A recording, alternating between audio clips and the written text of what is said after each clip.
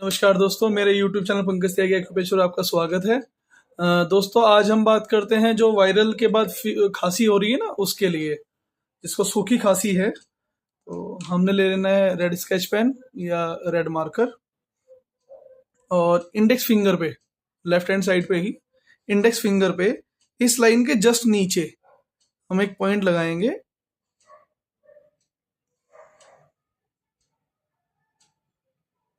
देखिए, colour points को ध्यान से देखा कीजिए कि उसकी डायरेक्शन क्या है। ये सेंटर में नहीं है, साइड में है। बहुत लोग पूछते हैं कि ये किस साइड पे था, कहाँ थे। ध्यान दीजिए, थंब की साइड पे, सेंटर से थंब की साइड। ठीक है।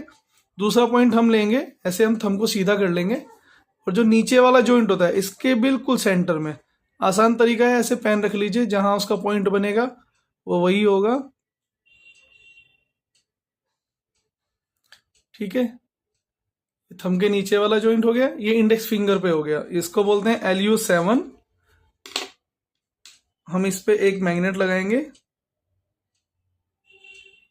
Star magnet. मैंने पीछे भी आपको बताया था कि स्टार मैग्नेट का बड़ा फायदा मिलता है।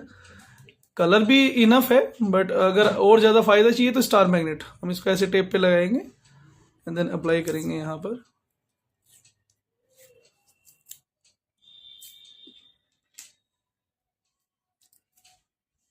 एक मैग्नेट हम लगाएंगे यहाँ पर।